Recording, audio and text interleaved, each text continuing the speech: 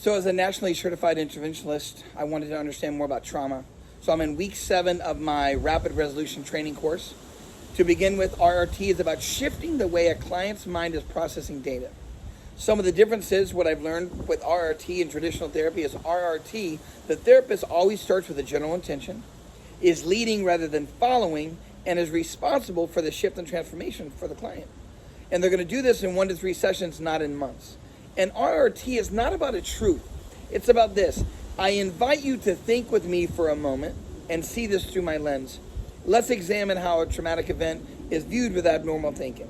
So I invite you to think this way with me. RRT says the way we think and feel is based on the way our mind processes data. Let's say you've got a loved one, died in a car accident 2 years ago, and when you think about it, you're filled with some guilt and resentment and regret. What causes this is the unconscious mind cannot distinguish between the past, the present, and the future. Therefore, it thinks there's something that can be done about it. In return, you may feel depressed or have anxiety. What's causing the disturbance is not the event itself, that's in the past. It's how your mind is processing the data about the event in an abnormal way. Thinking something can still be done about it. Let me give you an example. Imagine a flour sifter representing your mind, and the flour flowing through it freely is the data for the event. With normal thinking, goes right through it down to memory. The results is being free from guilt and anxiety. There's no meaning attached to it. But the mind can also develop a blip, which means that your mind is reading data and it thinks there's something that needs action, producing a thought, an emotion, or a sensation.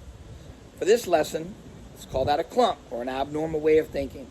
It's a preoccupation of the guilt, regret, resentment. This is caused when the unconscious mind thinks that something happened that should not have happened. This causes us to be stuck. So the clump is sitting on top of the flour sifter representing our stuckness, not an official term, but it is an RRT, because of the thought of the event. Feels like the event is either happening, about to happen, or just happened. This in turn causes that uneasy feeling. The RRT therapist will cause the shift and transformation, therefore pushing the clump down all the way to memory. Therefore, no disturbances, no preoccupation.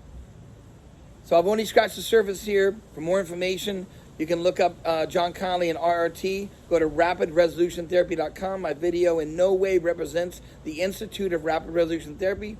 And you can reach me at randy@longshotrecovery.com. Always God bless, and I love you. Thank you.